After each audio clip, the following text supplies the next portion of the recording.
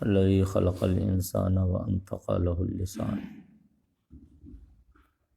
حمدا طيبا كثيرا مباركا فيه والصلاة والسلام على نبيه وعلى آله وأصحابه المتأدبين بآدابه أما بعد درود شریف پڑھنا اللهم صل على سيدنا وشفيعنا ومولانا محمد وبارك وسلم صلاة وسلام عليك يا رسول الله۔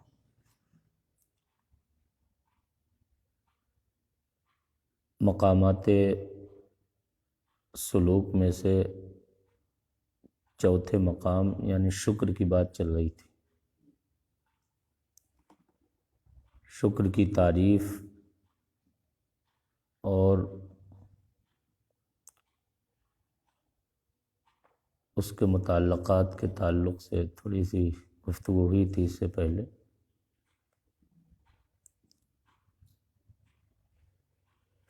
ہم نے بتایا تھا آپ کو کہ شکر کی علماء نے، صوفیہ نے دو تعریفیں کی ہیں۔ ایک تو بہت مختصر ہے جسے کہتے ہیں تعظیم المنعم۔ تعظیم المنعم، احسان کرنے والے کی تعظیم، انعام کرنے والے کی تعظیم۔ دوسری تعریف ہے صرف جمیع ما انعم اللہ بہ علی عبدہ الی ما خلق لاجلہ، اللہ کی تمام نعمتوں کو ان کے مقاصد میں خرچ کرنا، ان کے وہ مقاصد جو اللہ رب العزت نے یا اس کے نبی صلی اللہ علیہ وسلم نے مقرر فرمائے، الی ما خلق لاجلہ، جس کی وجہ سے اللہ نے اسے پیدا کیا۔ سمجھ رہے ہیں آپ؟ یہ بڑی جامع تعریف ہے، اور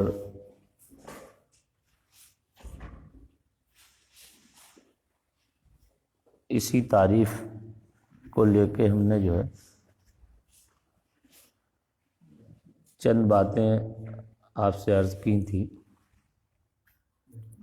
ظاہر سی بات ہے کہ شکر ادا کرنے کے لیے ہمیں چند چیزوں کا علم ہونا چاہیے، تبھی ہم شکر ادا کر سکتے ہیں اور ہمارے اندر شکر گزاری کا جذبہ پیدا ہو سکتا ہے۔ ان میں تین چیزیں بہت اہم ہیں۔ ایک تو وجود نعمت کا علم، وجود کہ نعمت ہے کیا چیز، ہمارے پاس نعمت ہے کہ نہیں، ہم پر احسان ہے کہ نہیں، اس چیز کو جاننا۔ سمجھ رہے ہیں؟ وجود نعمت کا علم، نعمت کسے کہتے ہیں اور وہ ہمارے پاس ہے یا نہیں ہے، تبھی تو ہم شکر ادا کریں گے۔ دوسری چیز منعم کے ساتھ میں خوش ہونا، منعم کے ساتھ میں خوش ہونا۔ تیسری چیز ہے کہ آپ کے حق میں وہ نعمت کیوں ہے، آپ کے حق میں وہ نعمت کیوں ہے۔ انہی تینوں اصول کی روشنی میں ہم نے دو نعمتیں آپ کے سامنے اس دن ذکر کی تھی۔ یہ دہرائے دے رہے ہیں تاکہ پھر سے تازہ ہو جائے اور ایک گفتگو میں ربط ہو جائے۔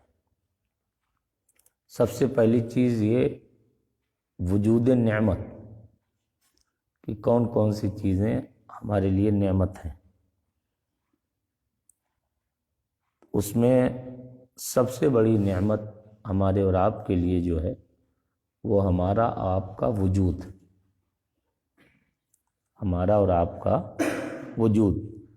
یہ وجود نہ ملا ہوتا تو دنیا کی ساری نعمتیں ہمارے لیے بے معنی، ہم ہی نہیں ہوتے تو کوئی کسی نعمت کا کوئی تصور ہی نہیں۔ بات سمجھ رہے ہیں؟ جب ہم ہی نہیں تو پھر نعمت کا کیا مطلب؟ تو وجود نعمت، وہ وجود ہمارا اور آپ کا وجود، یہ سب سے بڑی اور اصل نعمت ہے۔ دوسری چیز ہماری اور آپ کی سانسیں، ہم نے آپ کو اس دن تفصیل سے بتایا تھا، یہ صرف ہم اشارے کر رہے ہیں تاکہ وہ ذہن میں تازہ ہو جائے۔ سانسیں جو اندر باہر آتی ہیں، یہ کتنی بڑی نعمت ہیں، اس کا ہم اور آپ اندازہ نہیں کر سکتے۔ ایک سانس جو اندر جاتی ہے وہ انسان کی کون کون سی رگوں میں کون کون سی ضروری چیزیں پیدا کرتی ہے اور کون سی مضر اور غیر ضروری چیزوں کا وہ صفایا کرتی ہے باہر نکل کے، یہ ہم اور آپ سائنسی علوم جو لوگ پڑھتے ہیں جانتے ہیں، ڈاکٹر وغیرہ، ان سے آپ پتہ کریں تو آپ حیرت کریں گے کہ ایک انسان کو اللہ نے بظاہر معمولی سی چیز ہے سانس، لیکن اس سانس کو کتنی بڑی نعمت بنایا ہے کہ اس سانس کے بغیر آپ کی ایک ایک رگ، ایک ایک رونگٹے میں نہ رطوبت پہنچ سکتی ہے، نہ حرارت پہنچ سکتی ہے، نہ برودت پہنچ سکتی ہے، نہ اس میں حرکت ہو سکتی ہے، نہ اس میں جو ضروری چیزیں پہنچنا چاہیے وہ پہنچ سکتی ہیں، اور نہ مضر اور نقصان دہ چیزیں اس سے سانس کے ذریعے خارج ہو سکتی ہیں۔ بات سمجھ رہے ہیں؟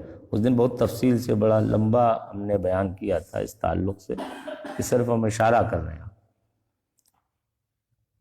تیسری چیز جو ہمارے اور آپ کے لیے نعمت ہے وہ ہے رزق۔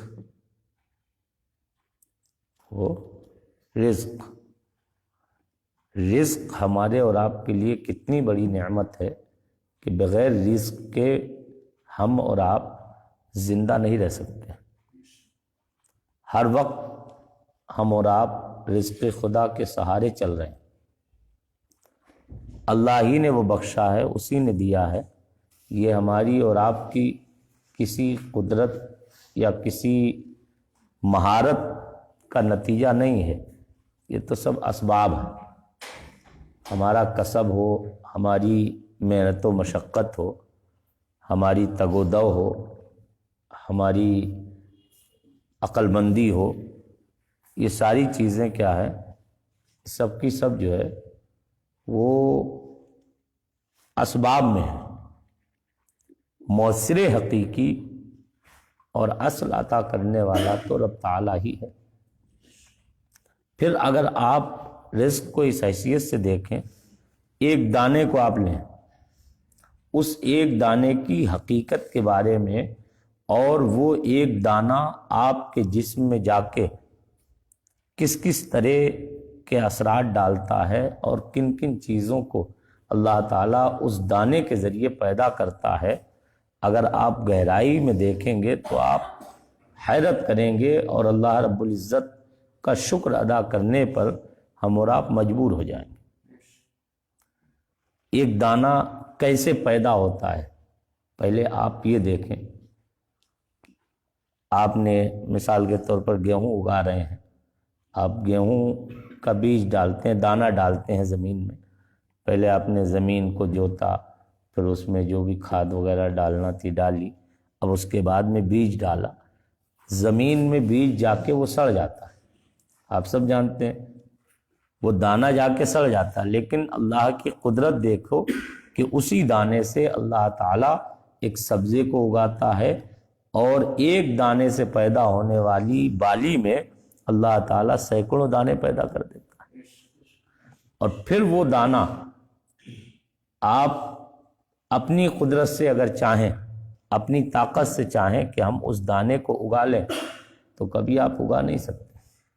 بڑے سے بڑا سائنسداں کوشش کر کے دیکھ لے، اگر اللہ رب العزت نے زمین میں اپجاؤ پن اگانے کی صلاحیت نہ رکھی ہوتی، کیونکہ بنجر زمین میں آپ لاکھ دانے ڈال لیں، پانی لگا لیں، وہاں پر کھاد ڈال لیں، کچھ بھی کر لیں، لیکن اگر اللہ تعالیٰ نے اس کے اندر اگانے کی صلاحیت نہیں رکھی ہے زمین میں، تو وہ دانہ کبھی اگ نہیں سکتا۔ تو اس کا مطلب ہے کہ اللہ رب العزت ہی کی کارکردگی ہے، اسی کی صنعت ہے، یہ اسی کی کاریگری ہے، جس کا یہ ہمیں اور آپ کو سبزے اور ہریالی کی شکل میں نتیجہ دیکھنے کو مل رہا ہے۔ سمجھ رہے ہیں آپ؟ پھر ایک پودا جو جنگل میں ہے، کھیت میں ہے، ایک نرم و نازک سا دانہ، اس دانے کے ذریعے پودا پیدا ہوا، اتنا کمزور پودا ہوتا ہے، آپ جانتے ہیں کہ اگر ذرا سا انگلی سے آپ چاہیں تو مسل سکتے ہیں اسے، لیکن اللہ تعالیٰ اس پودے کو دھیرے دھیرے کیسا طاقتور بنا دیتا ہے کہ وہ پودا ہواؤں کے سخت جھونکے بھی جھیل جاتا ہے، سورج کی گرمی اور تپش کو بھی برداشت کر لیتا ہے، ساری چیزیں، ساری جو نقصان دہ چیزیں، جو جراثیم ہیں، بہت سے تو وہ ہیں جو قدرتی طور پر ختم ہوتے جاتے ہیں۔ آپ اللہ کا کرم دیکھیں، اس کا احسان دیکھیں کہ اس نے سورج جیسی ایک نعمت پیدا کی۔ آپ جانتے ہیں تمام سائنسدانوں کا اتفاق ہے کہ اگر کسی پودے پر سورج کی دھوپ نہ پہنچے تو وہ پودا کبھی بھی بار آور نہیں ہو سکتا، پہلے تو وہ اگے گا ہی نہیں، اور اگا بھی تو یوں ہی ہوگا، اس میں کوئی پھل نہیں آ سکتے، اور پھل بھی ہوں گے تو وہ ناقص ہوں گے، کبھی بھی کارآمد پھل اس میں نہیں لگ سکتے۔ یہ اللہ کی کتنی بڑی نعمت ہے کہ وہ مفت میں دے رہا۔ ظاہر سی بات ہے ہم ہزاروں لائٹیں لگا لیں، روشنی کا چاہے جتنا انتظام کر لیں، آج کل سولر سسٹم چل رہا ہے، آپ لاکھ سولر سسٹم لگا لیں، کچھ بھی کر لیں، لیکن اگر سورج کی دھوپ اس تک نہیں پہنچے گی ڈائریکٹ تو وہ پودا کبھی اگ نہیں سکتا۔ سمجھ رہے ہیں؟ اب اس دانے کو لے لیں، گہرائی میں آپ غور کریں، قرآن مقدس میں جگہ جگہ غور و فکر کرنے کا جو حکم دیا گیا، اور حدیث شریف میں جو آیا ہے تفکر ساعۃ خیر من عبادت 70 سنہ، اس طرح کی روایت آئی ہے، نبی کریم صلی اللہ علیہ وسلم فرماتے ہیں ایک گھڑی غور و فکر کرنا 70 سال کی عبادت سے بہتر ہے۔ تو یہ غور و فکر کیوں بہتر ہے؟ اس کی وجہ یہی، آپ خالی عبادت کرتے رہیں، غور و فکر نہ کریں، آپ گہرائی میں نہ جائیں، تو آپ سجدے تو کر سکتے ہیں، آپ قیام لیل کر سکتے ہیں، آپ روزے رکھ سکتے ہیں، آپ تلاوت قرآن کر سکتے ہیں، نیکیاں کر سکتے ہیں، مجاہدے ریاضتیں کر سکتے ہیں، لیکن اگر آپ غور نہیں کریں گے تو آپ کے اندر جو اللہ رب العزت کی شکر گزاری کا جذبہ اور داعیہ ہے وہ کبھی بیدار نہیں ہو سکتا۔ سمجھ رہے ہیں؟ غور کرنے سے اللہ کی قدرتوں کا ظہور ہوتا ہے، اس کی عظمتوں کا پتہ لگتا ہے، اس کی نعمتوں کا احساس ہوتا ہے انسان کو، اور اس کے احسانات کا پتہ چلتا ہے کہ کتنے بڑے اور عظیم احسانات اس نے ہمارے اور آپ کے اوپر فرمائے۔ وہ دانہ بالی سے نکالا گیا، کیسے کیسے اسے کوٹا جاتا ہے، کیا کیا کیا جاتا ہے، پھر وہ پیسا گیا، وہ دانہ پس کے آپ کی روٹی بنی، دسترخوان پہ آیا، آپ نے کھایا۔ اب چبانے کی قدرت، اور اس دانے کو، اس روٹی کے ٹکڑے کو کہاں جانا چاہیے، وہ راستہ ایک بے جان دانے کو دکھانے والا کون ہے؟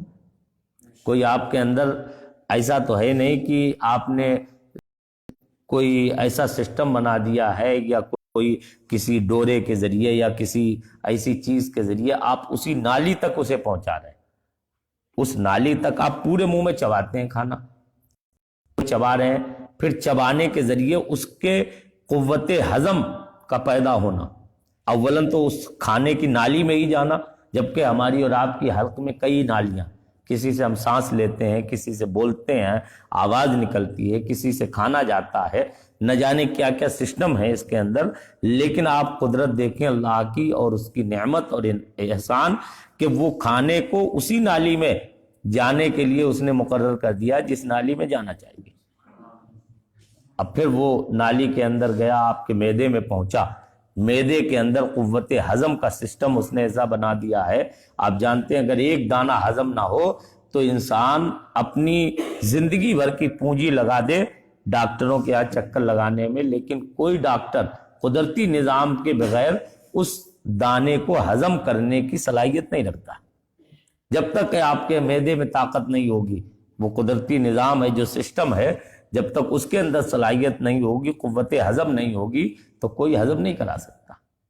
اگر آپ اس بارے میں کوئی کسی کو شک و شبہ ہو تو وہ دیکھ لے، اربوں پتی لوگ ہیں جو کبھی کبھی ڈائجیشن خراب ہو جاتا، قوت ہاضمہ خراب ہو جاتی ہے، لاکھوں کروڑوں خرچ کر رہے ہیں، ڈاکٹر پریشان ہیں، لیکن ڈاکٹر کیا کہتے ہیں، کیا کریں ہم، ہضم ہی نہیں ہو رہا کچھ نہیں، قوت ہاضمہ ہی درست نہیں، سمجھ رہے ہیں آپ؟ پھر ہضم ہونے کے بعد میں اب اس دانے سے خون بنتا ہے، وہ خون ہماری کس رگ میں، کس جسم کے عضو میں، کس حصے میں کتنا پہنچنا چاہیے، یہ سارا نظام بھی تو رب تعالیٰ ہی کا مقرر کرتا ہے۔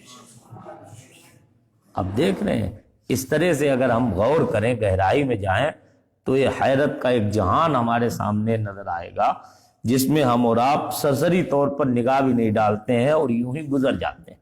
ہر وقت ہم رزق کھاتے رہتے ہیں، لیکن کبھی ایک دانے کو، قرات الراشدہ میں نہیں، بڑا اچھا واقعہ بیان کیا گیا جو اس میں پہلی یا دوسری میں کس میں جو ہے وہ روٹی کے تعلق سے جو نہیں بات آئی، بڑا اچھا انداز ہے اس میں، کتنے پیارے انداز میں بتاؤ، بالکل سچی بات ہے کہ واقعی میں ایک روٹی جو دسترخوان پہ رکھی ہوئی، ہم نہیں سمجھ رہے ہیں کہ اس روٹی میں کتنے لوگوں کی صلاحیتیں، محنتیں، مشقتیں خرچ ہوئی ہیں، اور پھر کیسے کیسے رب تعالیٰ کی قدرتوں اور کاریگری کے بلبوتے پر یہ پلنے والا ایک دانہ یہ روٹی کی شکل میں ہمارے اور آپ کے سامنے حاضر ہوتا ہے۔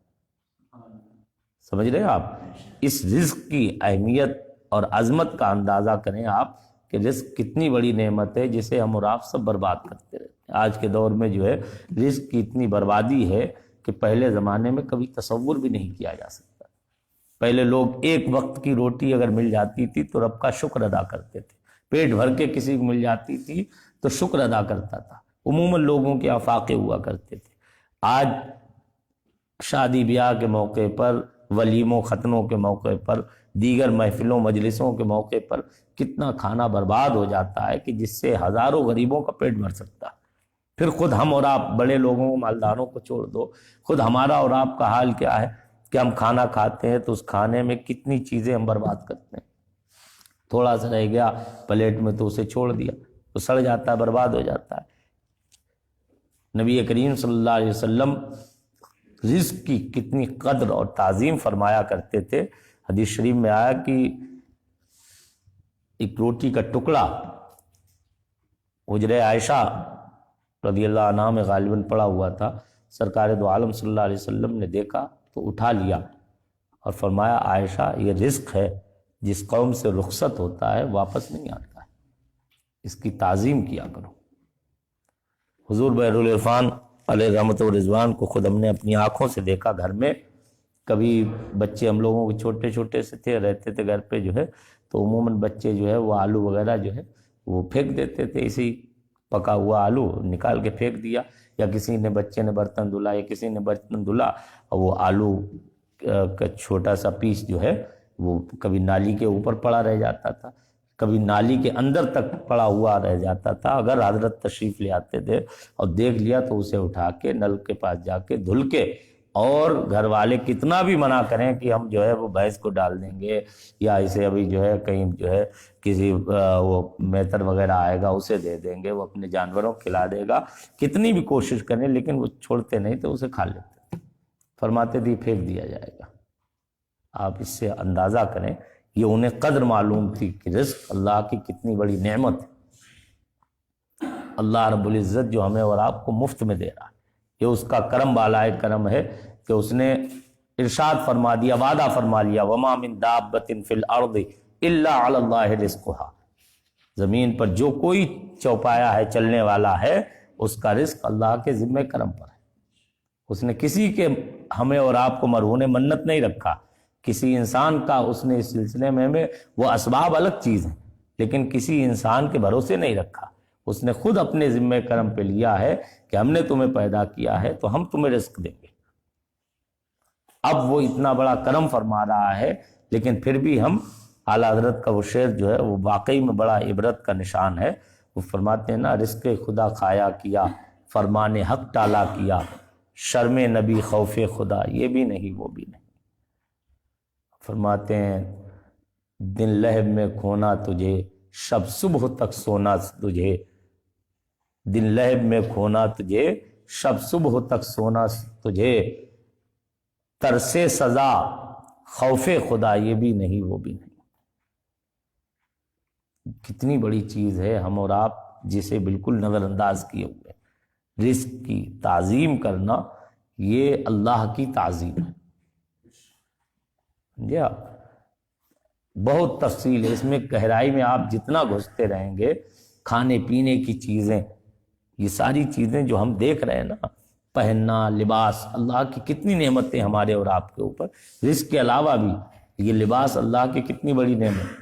آج سردیوں میں جن کے پاس لباس نہیں، جو فٹ پاتھ پہ ٹھٹرتے رہتے ہیں سردیوں سے، ان سے پوچھو جا کے کہ یہ لباس جو ہمارے پاس 50 جوڑے آج کل ہیں، ان لباس کو اللہ تعالیٰ نے کتنی بڑی نعمت بنایا۔ ہمارے اور آپ کے پاس مکانات ہیں جن کے لیے رہنے کے مکانات نہیں ہیں، جو جنگلوں میں پڑے ہوئے ہیں، جو سمندر کے کنارے پڑے رہتے ہیں، دریاؤں کے کنارے پڑے رہتے ہیں، بیابانوں میں زندگیاں گزار رہے ہیں۔ ان سے پوچھ کے دیکھو کہ گھر کتنی بڑی نعمت ہوتی ہے۔ اللہ تعالیٰ نے ہمیں مکانات دیے، اللہ تعالیٰ نے ہمیں اور آپ کو اولاد جیسی عظیم نعمت عطا فرمائی۔ کتنی بڑی بڑی نعمت ہے، بات سمجھ رہے ہیں؟ تو رزق اور اس کے یہ سب متعلقات جو ہم اور آپ استعمال کرتے ہیں دن رات، یہ کتنی بے شمار نعمتیں ہیں اللہ تعالیٰ کی۔ یہ رزق تو ایک کلیہ سا سمجھیے ہے، اس کے تحت میں کتنے جزیات آتے ہیں، ہم اور آپ ان کا شمار نہیں کر سکتے۔ اسی لیے تو اللہ فرماتا ہے وَإِن تَعُدُّوا نِعْمَتَ اللَّهِ لَا تُحْصُوهَا، اگر تم اللہ کی نعمت کو شمار کرنا چاہو تو گن نہیں سکتے ہو۔ بات سمجھ رہے ہیں؟ اب یہ جو ہے وہ 3 نعمتیں ہو گئیں موٹی موٹی جو کلیات کے اعتبار سے۔ چوتھی چیز جو ہماری اور آپ کی زندگی کی بہت بڑی نعمت ہے، اور اللہ کی رضا کے بعد بلکہ سب سے بڑی نعمت کہا جائے تو کوئی اس میں وہ نہیں ہے، وہ ہے ہمارے اور آپ کے آقا و مولا تاجدار مدینہ صلی اللہ تعالی علیہ وسلم کی مبارک ذات۔ سرکار دو عالم صلی اللہ علیہ وسلم کی ذات اللہ کی کتنی بڑی نعمت ہے کہ اس نعمت کا تو ہم کوئی اندازہ ہی نہیں کر سکتے۔ وہی ہیں کہ جن کے صدقے میں ہمیں وجود اور توابع وجود سب کچھ ملا، انہی کی ذات ہے جن کی وجہ سے آج ہم بول رہے ہیں، انہی کی ذات ہے کہ جن کی وجہ سے ہمارے سروں پر ٹوپیاں ہیں، انہی کی ذات ہے کہ جن کی وجہ سے ہماری زبانوں پر قال اللہ قال الرسول کی صدائیں، انہی کا صدقہ ہے کہ آج ہمارے چہروں پر داڑیاں ہیں، دلوں میں خوف خدا، عشق رسول کی جو کچھ تھوڑی بہت پونجی ہے یا جذبہ عبادت و تبلیغ اور دعوت ہے، جو کچھ اللہ کے لیے قربانیاں دینے کی ہماری اور آپ کی تمنائیں اور آرزویں ہیں، یہ سب ذریعہ اور سب سے بڑا وسیلہ کون ہے؟ ہمارے اور آپ کے آقا و مولا ملجا و ماوا صلی اللہ تعالیٰ علیہ وسلم۔ اور پھر ان کے ذریعے غور کرنا چاہیے کہ وہ کتنی بڑی ہماری اور آپ کی زندگی کے لیے معراج ہیں، ہمارے لیے کتنی بڑی نعمت ہے۔ آپ غور کریں اس چیز کے بارے میں، نبی کریم صلی اللہ علیہ وسلم کے صدقے میں ایک تو کل جہان بنایا گیا۔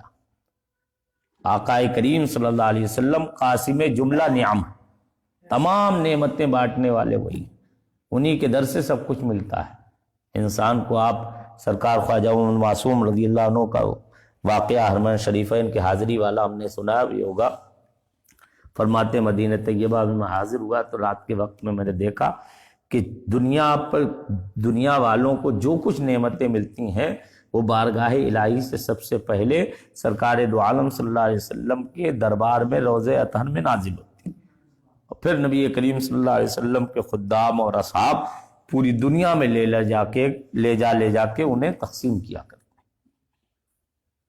سمجھ رہے ہیں آپ؟ تو ساری نعمتیں ایک تو ان کے ذریعے سے، پھر وہ کتنی بڑی نعمت ہے کہ ان کے صدقے میں ہمیں اور آپ کو خیر امت کا لقب ملا، سب سے بہترین امت۔ ورنہ ہمارے اعمال آپ خود اندازہ کر سکتے ہیں، ہمارے اعمال کہیں اس لائق ہیں کہ ہمیں خیر امت کا لقب دیا جائے؟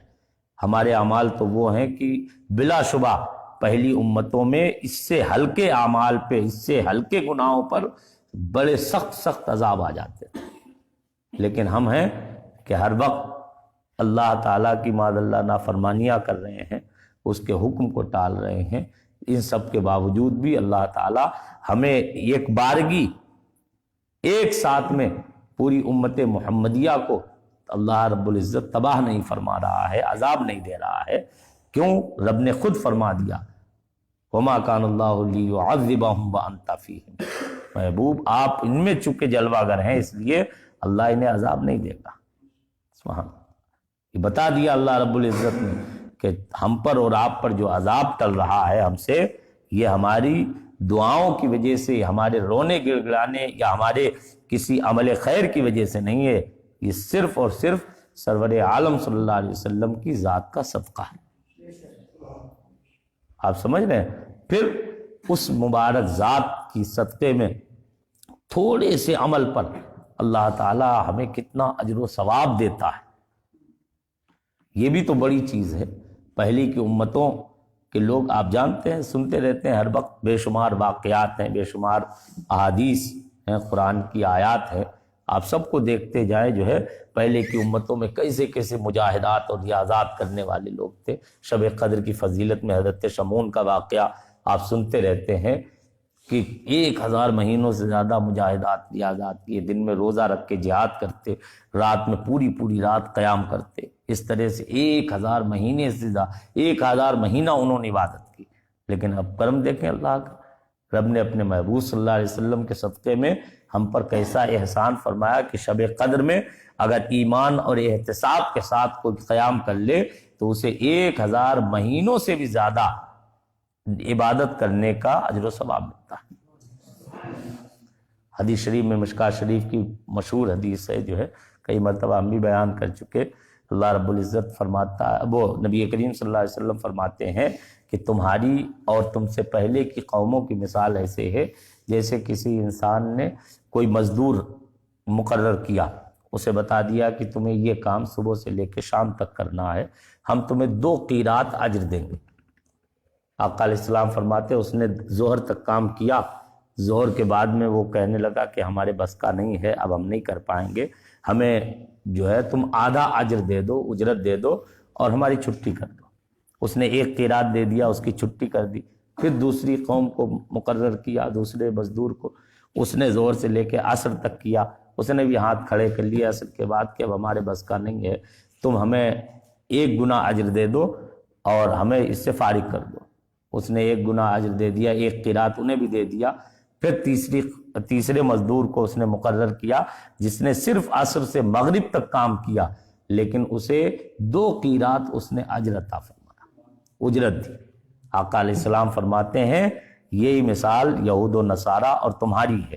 یہودیوں کی لمبی لمبی عمریں ہوئیں، بڑی محنتیں انہوں نے کی، لیکن فرمان حق پر مکمل عمل نہ کرنے کی وجہ سے انہیں تھوڑا سا اجر دے دیا گیا۔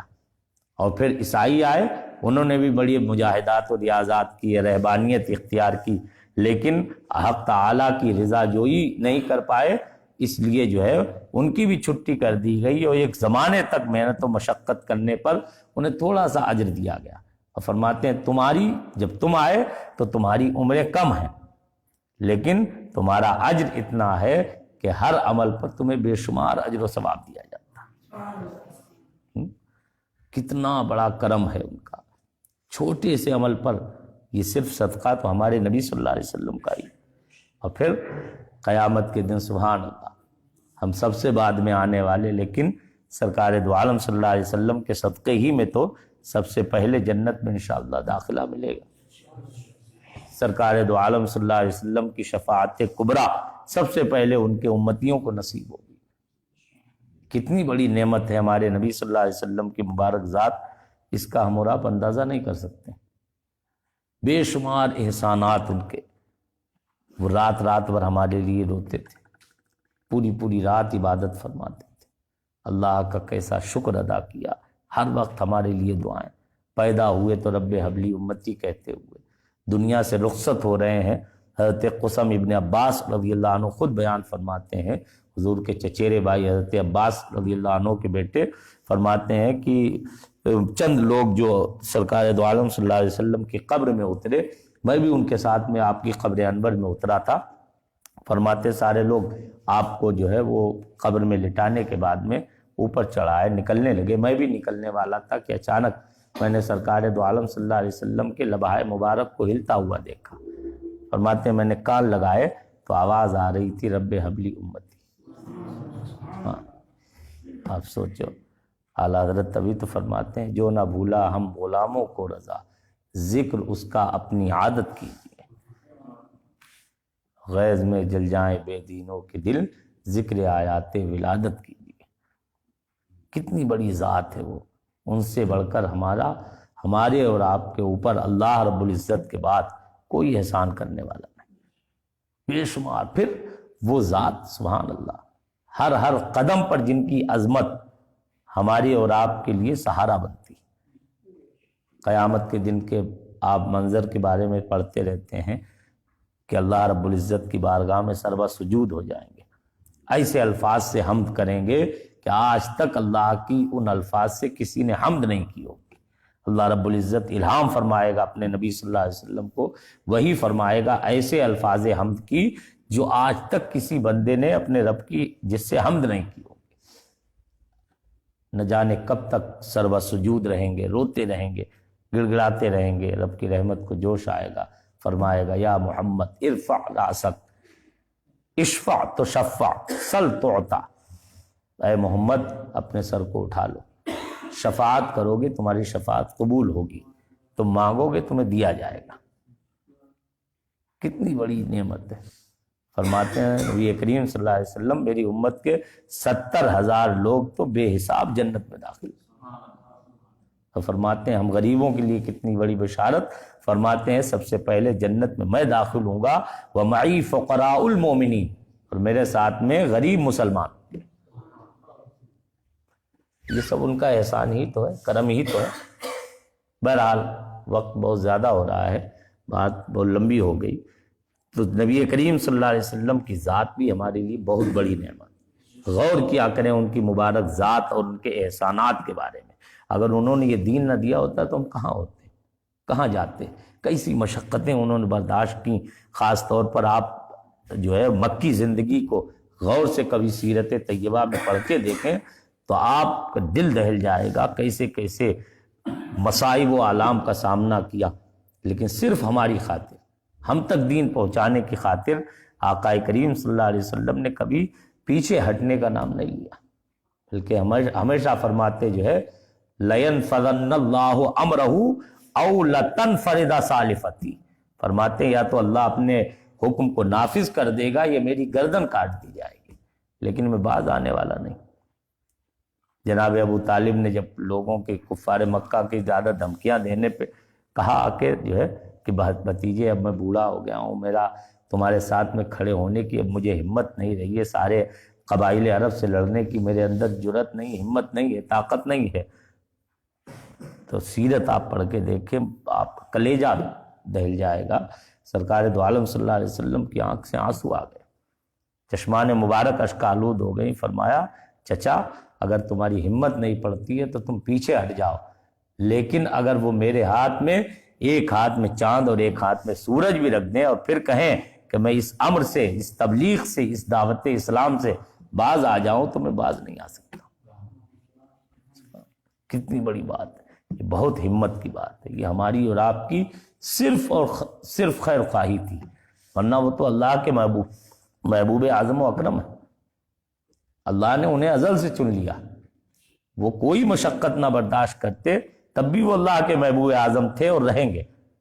آپ سمجھ رہے ہیں، ان کے کسی عمل کی وجہ سے اللہ نے انہیں نہیں چنا، کسی محنت اور مشقت کی وجہ سے نہیں چنا، تو محض ان کا فیض ہے، کرم ہے، احسان ہے ہم غلاموں تک یہ دین پہنچانے کے لیے جو انہوں نے اتنی مشقتیں برداشت۔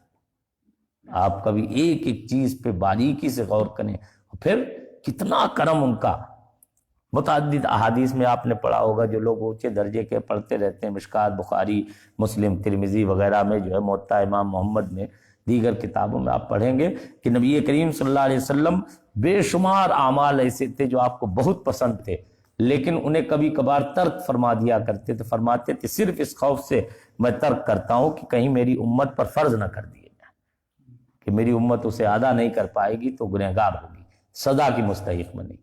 یہ کتنا بڑا کرم، آپ دیکھ رہے ہیں کہ کتنا بڑا احسان ہے ان کا. ایک ایک احسان کو اگر آپ ان کے غور سے دیکھیں گے تو اگر ہم زندگی بھر ہر لمحہ ان کے احسان کا شکر ادا کرتے رہیں تب بھی شکر ادا نہیں ہو سکتا. سمجھ رہے ہیں؟ چوتھی چیز ہمارے اور آپ کے لیے علماء و مشائخ کی ذات، یہ بھی بہت بڑا انعام اور احسان ہے، اللہ کی نعمت ہے. اگر علماء و مشائخ نہ ہوتے، سرکار دو عالم صلی اللہ علیہ وسلم کے اصحاب کرام نہ ہوتے، آپ کے اہل بیت اطہار نہ ہوتے، تابعین، تبع تابعین، ائمہ مجتہدین، مفسرین، محدثین، محققین، مدققین، فقہا، یہ تمام علماء و مشائخ، اہل طریقت اور اہل شریعت، اگر ان کی ذات نہ ہوتی تو آج جو ہمیں یقین سے ہم کہتے ہیں کہ سرکار دو عالم صلی اللہ علیہ وسلم نے ایسے ایسے فرمایا ہے، یہ ہم کیسے کہہ سکتے تھے؟ یہ صرف واسطہ اور وسیلہ اور ذریعہ، اور ہم تک اپنی زندگیاں کھپا کے اور پوری اپنی صحتیں برباد کیا خرچ کر کے جو ہے چلے گئے. پوری نوجوانیاں برباد کر دیں انہوں نے، خرچ کر دیں. اچھے خاصے گبرو جوان ہو کے بھی انہوں نے شادیاں نہیں فرمائیں، دنیا کی کوئی لذت اختیار نہیں کی، نعمتوں سے واسطہ نہیں رکھا، صرف اور صرف اس لیے کہ ظاہر و باطن کا وہ فیض جو سرکار دو عالم صلی اللہ علیہ وسلم سے ان تک پہنچا ہے وہ ہم جیسے کمینوں اور نالائقوں تک پہنچا ہے. کتنا بڑا احسان ہے ان کا. یہ کسی ایک سلسلے تک محدود نہیں ہے، یا کسی ایک شیخ یا کسی ایک عالم تک محدود نہیں ہے، بلکہ تمام سلاسل کے مشائخ اور تمام مسالک حق کا، مسلک سے مراد ہمارا یہاں شافعی، حنبلی، حنفی وغیرہ ہے، یہ تمام جو مذاہب اور مسالک ہیں ان سب کے علماء کا اور مفسرین، فقہا کا، محققین کا ہمارے اوپر کتنا بڑا احسان و کرم ہے کہ آج جو دین ویسے ہی تر و تازہ ہمیں ملا ہے جیسا مکہ مدینے میں سرکار دو عالم صلی اللہ علیہ وسلم نے نافذ فرمایا. کتنا بڑا احسان ہے ان کا ہر سلسلے کا. اسی لیے حضور بحر العرفان فرمایا کرتے تھے، اور جو ہے تصوف اس کے فوائد میں آپ پڑھیں گے تو حضرت نے بڑی تفصیل سے اس چیز کو ذکر فرمایا اور بڑی پیاری بات فرمائی. فرماتے ہیں کہ سب کا ہم پر احسان ہے، سب ہمارے آقا و مولا ہیں، سب ہمارے محسن ہیں، سب ہمارے منعم اور کرم فرما ہیں، سب کا بار منت ہماری گردنوں پر ہے. لہذا ہمیں سب کا احسان ماننا چاہیے اور سب سے عقیدت رکھنا چاہیے، اور جو سب سے عقیدت و محبت رکھتا ہو اس کی صحبت اختیار کرنا چاہیے، اس سے محبت رکھنا چاہیے. اور جو ان میں سے کسی سے بھی کوئی نفرت و کدورت یا معاذ اللہ تعصب اور اناد رکھتا ہو تو اس سے دور و نفور ہونا چاہیے، بالکل دوری اختیار کر لینا چاہیے. یہ سب اللہ کے مقبول ہیں. سمجھے؟ سرکار امام ربانی مجدد الفسانی رضی اللہ عنہ، آپ دیکھیں گے مکتوبات شریف میں علماء اہل سنت کے کیسے فضائل بیان فرماتے ہیں علماء کرام شکر اللہ سعیہم. جہاں بھی ذکر آتا ہے ان کا تو یہی شکر اللہ سعیہم کو جملہ بولتے کہ اللہ تعالیٰ ان کی محنتیں ٹھکانے لگائے. اللہ نے انہیں کیسا جذبہ دیا تھا کہ اصل دین جیسا تھا ویسا انہوں نے پہنچانے کے لیے پوری زندگیاں وقف کر رکھی تھی. ان کا کتنا بڑا احسان ہے، کرم ہے. ہمیں جس کا جیسا احسان ہے اسے ویسا ماننا چاہیے، یہی صحیح راستہ. سمجھ رہے ہیں؟ پانچویں نعمت ہمارے اور آپ کے ماں باپ، اور اس سے بھی بڑی بلکہ پانچویں نعمت کہیے ہمارے اساتذہ، جو ہمارے ظاہر و باطن کو مہذب کرتے ہیں، ہمارے لیے محنتیں کرتے ہیں، ہمارے لیے اپنی جانوں کو کھپاتے ہیں، جو بغیر کسی دنیاوی غرض کے، جو انہیں کوئی معاوضہ یا تنخواہ یا وظیفہ ملتا ہے، ان کے احسان اور ان کے کرم کے آگے اس کی کوئی حیثیت نہیں. ایک استاذ کتنی بڑی نعمت ہے، آپ سب جانتے ہیں، پڑھتے ہیں، طالب علم ہیں، آپ اس کا اندازہ کر سکتے ہیں کہ جو آپ کے ساتھ میں پیدا ہوئے ہیں، پلے بڑے ہیں، آپ کے گاؤں میں، آپ کے علاقے میں، شہر میں، بستی میں جو بچے رہتے تھے اور جو اپنے پڑھنے نہیں گئے، کسی استاذ کے پاس نہیں گئے، ان کی زندگی کو آج آپ دیکھ لیں اور اپنی زندگی کو دیکھ لیں تو آپ کو خود محسوس ہو جائے گا کہ اساتذہ کا ہمارے اوپر کتنا بڑا احسان و کرم. بات سمجھ رہے ہیں؟ عموماً کیا ہوتا ہے، آدمی گہرائی میں نہیں جاتا، ہر چیز کو سرسری طور پر اور ایک روٹین اور نظام کے طور پر دیکھنے کا عادی ہو چکا ہے، وہ سوچتا ہے معمول ہے یہ تو سب چلتا رہتا ہے۔ گہرائی ہمیں اور آپ کو پیدا کرنے کی ضرورت ہے کہ ہر چیز میں ہم اگر بیٹھے ہوئے ہیں تو اس بیٹھنے کی حالت میں بھی ہم غور کریں کہ بیٹھنے کی حالت میں ہم اللہ تعالیٰ کی کون کون سی نعمتوں کو استعمال کر رہے ہیں۔ جب غور کریں گے آپ تو آپ کے اندر شکر کا داعیہ اور جذبہ پیدا ہوگا۔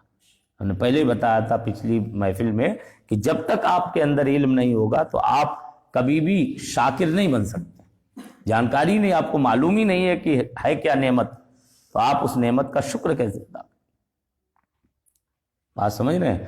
اساتذہ ہماری اور آپ کی کتنی بڑی ذات کو سنوارنے کے لیے نعمت ہیں، اس کا ہم اور آپ اندازہ نہیں کر سکتے۔ بے شمار ان کے احسانات، وہ تفصیل اس وقت موقع نہیں ہے، ہم یہ اشارے کر رہے ہیں تاکہ آپ ان چیزوں پر غور کر سکیں، سمجھے؟ چھٹی نعمت ہمارے اور آپ کے ماں باپ کہ جن کی وجہ سے ہمیں وجود ملا، جو ہمارے لیے کتنی محنت و مشقت کرتے ہیں ہمیں پالنے میں، پروان چڑھانے میں، ہمارے بچپن میں ہماری دیکھ بھال کرنے میں، ہمیں سردی گرمی سے، تکلیفوں سے، پریشانیوں سے بچانے میں انہوں نے کیسی کیسی محنتیں کی ہیں اور کتنی تکلیفوں کا سامنا کیا ہے، اس پر بھی ہمیں غور و فکر کرنا چاہیے تاکہ اپنے ماں باپ کی احسان، ماں باپ کا احسان ماننے کا جذبہ ہمارے اور آپ کے اندر پیدا ہو۔ بات سمجھ رہے ہیں؟ تو ماں باپ ہمارے اور آپ کے بہت بڑی نعمت۔ اسی طرح ہم نے آپ سے بتایا کہ اولاد اللہ تعالیٰ کی بہت بڑی نعمت، صحیح آپ کے یار دوست نیک اور پرہیزگار، وہ بھی بہت بڑی اللہ کی نعمت، سمجھے؟ اور آخری چیز ساتویں، طاقت کر لو، ساتویں چیز جو اللہ کی بہت بڑی نعمت ہے وہ ہے ہماری اور آپ کی استعداد، علم ظاہر اور باطن حاصل کرنے کی صلاحیت، استعداد، سمجھے آپ؟ یہ قوت قابلی کہی جاتی، علت قابلی۔ جیسے اسے آپ ایسے سمجھ لو کہ ہم پانی بہا رہے ہیں، ایک پتھر پہ اگر پانی بہائیں، پانی ڈالیں تو اس پانی سے اس پتھر کو کوئی فائدہ نہیں ہو سکتا۔ اب ہم جو ڈالنے والے ہیں، پانی بہانے والے ہیں، ہمارے پانی بہانے میں کوئی کمی نہیں، نہ اس پانی کے اندر جو پودے اگانے کی صلاحیت ہے، ہریالی پیدا کرنے کی جو صلاحیت ہے، اس میں کوئی کمی نہیں۔ وہ پانی آپ کسی اچھی زمین میں ڈالیں گے، نرم زمین میں ڈالیں گے تو آپ جانتے ہیں پودے اگتے ہیں، ہریالی پیدا ہوتی ہے، گھاس پھوس پیدا ہوتے ہیں، لیکن پتھر پہ آپ لاکھ کوشش کر لیں اس پہ پودا نہیں اگ سکتا۔ تو کیوں؟ کیونکہ پتھر کے اندر پودا اگانے کی استعداد نہیں، صلاحیت نہیں، اس کے اندر قوت قابلی، علت قابلی ہے ہی نہیں، وہ قبول نہیں کر سکتا۔ فائدہ دینے اور فائدہ لینے کے لیے چند چیزوں کا ہونا ضروری ہوتا ہے۔ ایک تو فائدہ دینے والا جسے مفید کہتے ہیں، سمجھے؟ اور ایک فائدہ لینے والا جسے مستفید کہتے ہیں، جسے مستفید کہتے ہیں۔ تو فائدہ لینے والا ہونا چاہیے۔ اب لینے والے کے اندر صلاحیت ہی نہیں تو گویا کہ وہ لینے والا مستفید ہے ہی نہیں، فائدہ لینے والا وہ ہے ہی نہیں۔ فائدہ حاصل کرنے والا جب ہی ہوگا جب صلاحیت اور استعداد ہو۔ بزرگوں نے باقاعدہ فرمایا ہے کہ اللہ تعالیٰ نے ہر انسان کے اندر ظاہر و باطن کی استعداد رکھی ہے، صلاحیت رکھی ہے۔ اب یہ انسان کے اوپر ہے کہ وہ اس صلاحیت اور استعداد کو بیکار میں ضائع کر دیتا ہے یا اسے بروئے کار لا کے، اسے مانج کے، سیکل کر کے اور محنت و مشقت کے ذریعے اسے اور زیادہ چمکدار بنا کے، اسے مکمل اس کے اصل روپ میں لا کے بے شمار قابلیتیں حاصل کرتا ہے۔ یہ انسان کے اپنے اوپر ہے، سمجھ رہے ہیں؟ آپ نے دیکھا ہوگا جب ہر انسان کے اندر صلاحیت ہے تو آپ نے دیکھا ہوگا نرے جاہل جپٹ رہ جاتے ہیں، انگوٹھا ٹیک رہ جاتے ہیں۔ تو اس کا مطلب ہے کہ انہوں نے اپنی پڑھنے لکھنے کی صلاحیت کو ضائع کر دیا، برباد کر دیا۔ ہم اور آپ پڑھنے آ گئے، محنت مشقت کی، اب کوشش کرتے رہتے ہیں، رفتہ رفتہ آپ دیکھتے ہیں آپ کی صلاحیت میں، استعداد میں نکھار آتا رہتا کہ نہیں؟ جب آپ پہلا قاعدہ پڑھنے بیٹھے تھے قاعدہ بغدادی، اس وقت آپ سوچ سکتے تھے کبھی کہ ہم اتنی موٹی موٹی کتابیں اور اتنی سخت عربی کی کتابیں، فارسی کی کتابیں حل کرنے لگیں؟ کبھی کوئی نہیں سوچ سکتا ہے۔ ابتدائی درجات میں ہی آپ دیکھ لیں، پہلی فارسی آپ نے جب شروع کی ہوگی، منہاج العربیہ شروع کی ہوگی، تو آپ کبھی سوچ نہیں سکتے ہوں گے، ایک تمنا لگتی ہوگی، آپ کو شوق لگتا ہوگا کہ صاحب ہم بھی بخاری شریف پڑھیں، ہم بھی ملا حسن پڑھیں، ہم بھی بیضاوی پڑھیں، ہم بھی فلاں کتاب پڑھیں۔ لیکن آپ اسے صرف جو ہے وہ بہت زیادہ تو اس کی عبارتوں کو جو ہے الفاظ کو پڑھ سکتے تھے، اس کے معانی اور مفاہیم کو سمجھنے کی آپ کے اندر صلاحیت نہیں تھی۔ لیکن رفتہ رفتہ آپ نے جب اپنی استعداد کو نکھارا، آپ نے اپنی استعداد کو نکھارا، محنت کرتے رہے، اسے چمکا لیا، تو آج ان کتابوں کو آپ پڑھ بھی رہے، حل بھی کر رہے ہیں، سمجھ بھی رہے ہیں، اور اللہ تعالیٰ توفیق دے تو پڑھنے کے بعد آپ پڑھا بھی سکتے۔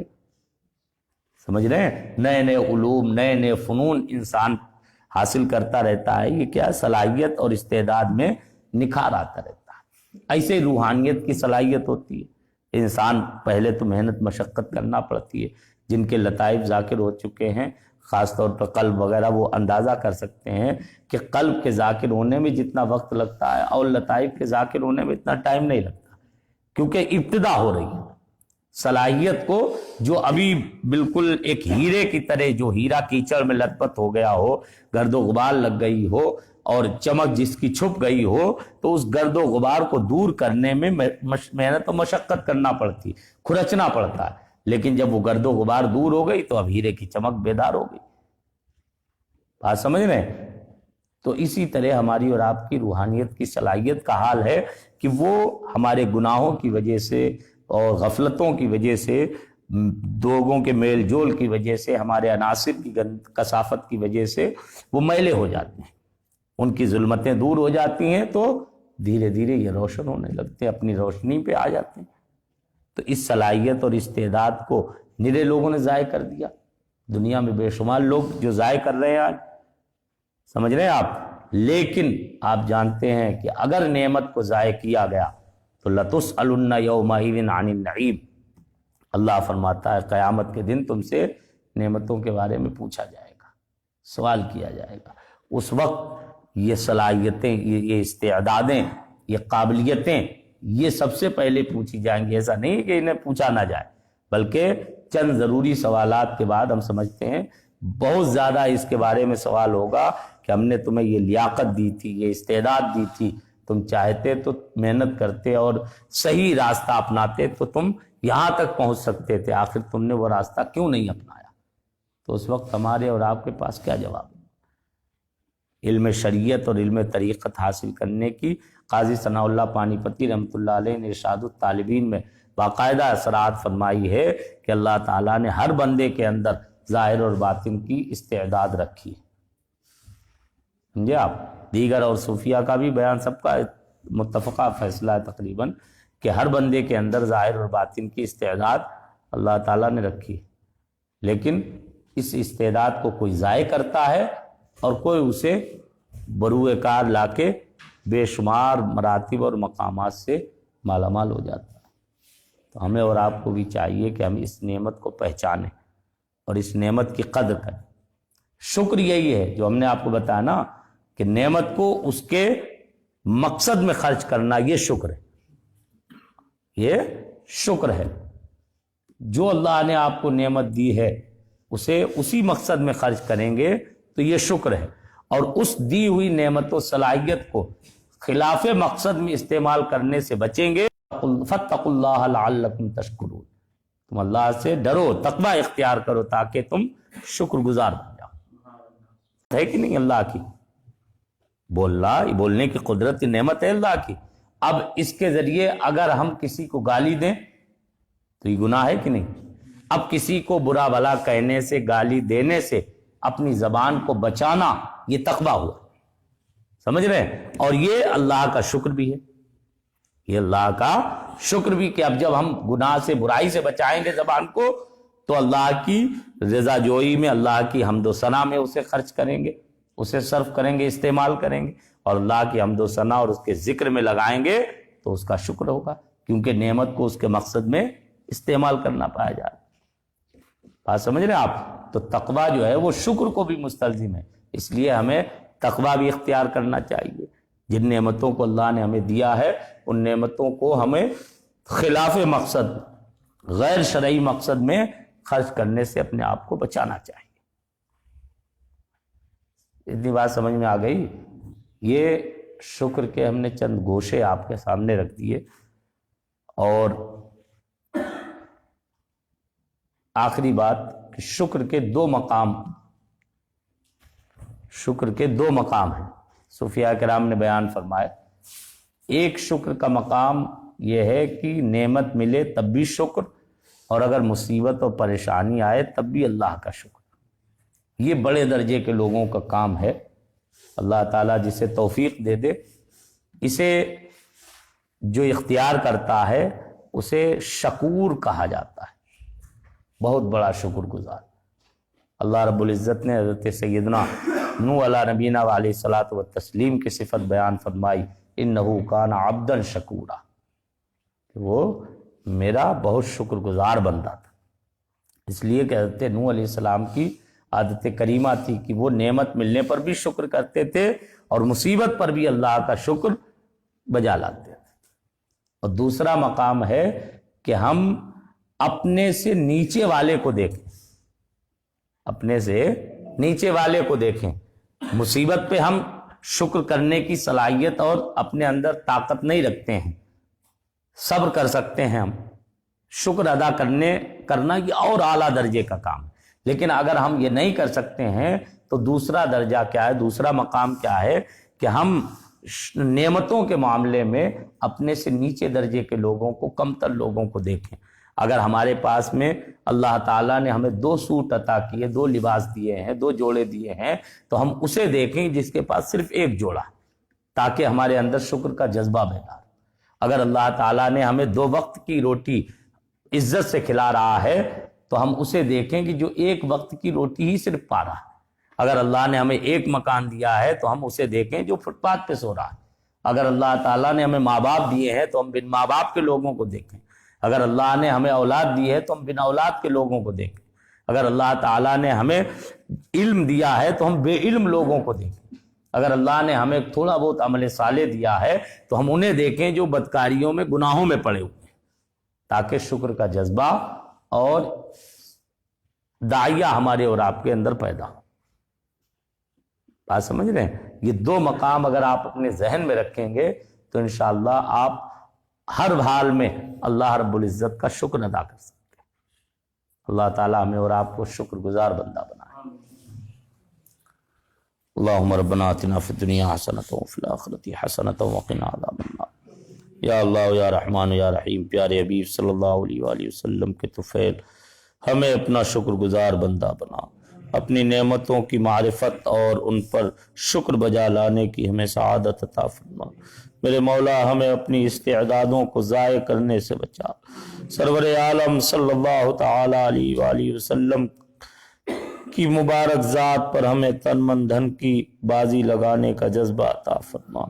یا اللہ ہمیں تمام نعمتوں کا شکر بجا لانے کی توفیق عطا فرما، ہماری رگ رگ پر نور فرما۔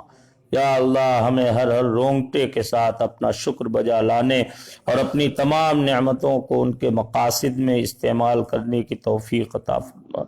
ہمیں بیجا غیر ضروری اور غیر محمود مقاصد میں اپنے اعضاء اور اپنے تمام صلاحیتوں کو استعمال کرنے سے بچا۔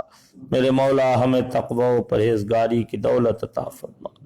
حضور بحر العرفان علیہ رحمت و رضوان کے صدقے ہمیں علوم نافعہ کی دولت عطا فرما، علوم نافعہ کی حفاظت کی توفیق عطا فرما۔ وصلی اللہ تعالی وسلم وبارک علی خیر خلقہ سیدنا محمد وآلہ واصحابہ وازواجہ اجمعین برحمتک یا ارحم الراحمین۔